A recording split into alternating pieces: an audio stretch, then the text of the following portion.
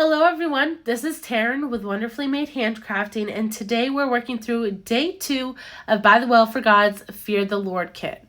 Now in day 2 we're talking about the different fears found in the Bible, and we look specifically at Mora, which is one of the Hebrew words for fear, and it is found in Isaiah 8:13.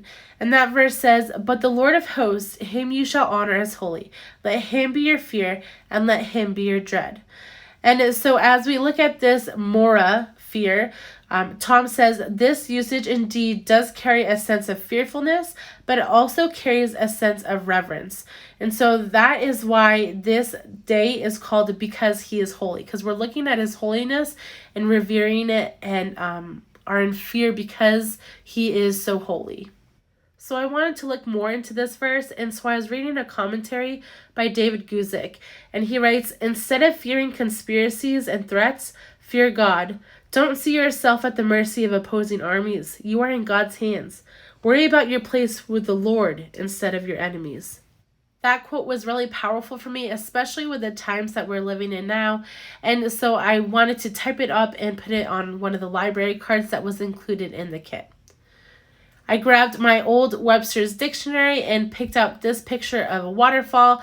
I thought it fit really well with the theme of this kit, but also the colors of this page. And so I'm going to trim it out and try to make it work in this cluster. Now I know this waterfall looks like it's taking over the entire page, and yes it is. I will fix that later, but first off, as I was looking at this cluster, I noticed that the Made with Love from By the Well for God was kind of getting lost behind the trees, and so I decided just to trim that out. I did use an X-Acto knife and cut those trees really close to all the branches, and so you can see through all those leaves and stuff, and I just was getting too lost behind there, so that's why I made that decision for this page.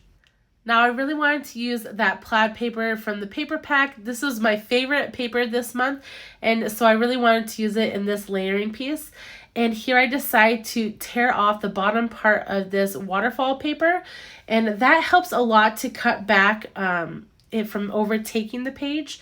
And I also went into my dictionary that I got this paper from and cut out the definition of holy. I thought that was a really cool addition to this page. Now I am going to take the metallic raffia on this side and use that as another texture on this page.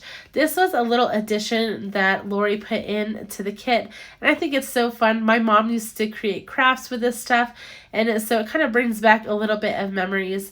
But I'm hand stitching just little X's in this raffia, and kind of like I would with some fabric. Originally I actually was going to use fabric, but then I thought this would be something different, and it also would create less bulk in my Bible. So as I just use a light blue thread to tie in the blue tones of this, and then that metallic gold will also, it's kind of like an antique-y metallic gold, and so it kind of draws the browns, the deep browns, out of that waterfall picture, and also out of the holy flashcard. Now I know I've said in a previous video I really like to create my clusters off the page first, and so you'll see in this video that I am doing that, and I am kind of stapling and gluing everything together to itself as a cluster instead of putting it down on the page. I just find that works better for my spacing and alignment on my clusters. It just is easier for me. As I glue down this raffia, I want to make sure to leave the threads out. I just like the character that it gives a page and the untidiness. It's just something that I love to see, and so I'll make sure to leave those out hanging to the side. And then I will take my tiny attacher and make sure that library card is stapled down on the edges of the plaid paper, and then I'm thinking about the trees and how I can prop those up.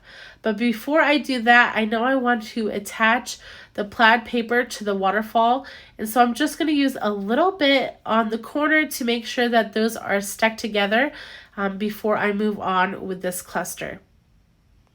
I guess I'm kind of making this a thing, but I love adding a little dog ear to the word flashcards. I just love the imperfection that it brings to a page, and it gives me another opportunity to use the paper pack.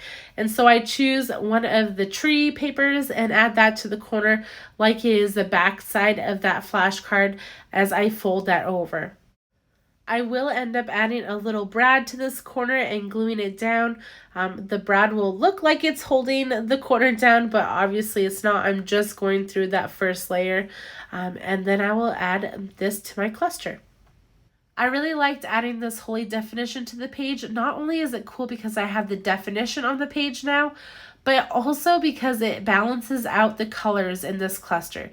This was getting a little too heavy in like the dark grays, blues, and browns, and bringing in that off-white tan really helps in balancing out this cluster. Here I've grabbed the foam dots for the trees. Now this will do two things. Number one, it'll help add some definition to the trees because I wanted those to be a focal point of this page. But also, since I'm not putting any foam at the very top of the trees, you'll be able to read the words that are kind of on the last line or two of this quote with just peering behind. I mean, you can almost guess what words they're going to say as you read it. But in case you can't guess those words, you'll be able to peer behind the trees and see what that quote says. Now that that cluster is all together, I'm going to glue it all down in one piece. And so I just make sure I put a good amount of glue on the back side of this. And then I realized that I never glued down that corner to the flashcard. And it's not wanting to stick because of the metal. And so I just have to hold it down a little bit more. I don't want to miss adding my date, so I'd make sure to grab that and put it on the lower left-hand corner of this page. And then I grab this little jar of the new Tim Holtz grit paste.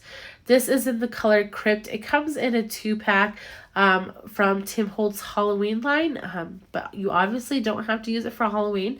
We don't do Halloween, so I am using it for all the texture goodness in different pages, but I want to kind of lay that around my page. I don't want it to look like 5 different separate splotches. And this color is kind of like a sand gray, but it kind of dries clear at the same time, but it does have black flecks in it. I don't know, it's hard to explain, but it's really cool. So pick some up if you haven't yet. But I don't want it to look like 5 splotches. And so I'm going in with my finger and just kind of fading that out one into another. And so that will add just a completely different texture to this background. After blending this grit paste out with my finger, this page will be done. If you've enjoyed watching this process video and want to see another one from the Fear the Lord Bible Journaling Kit, click here. This will bring you to day 1's process video and will give you some different techniques to use in your Bible journaling.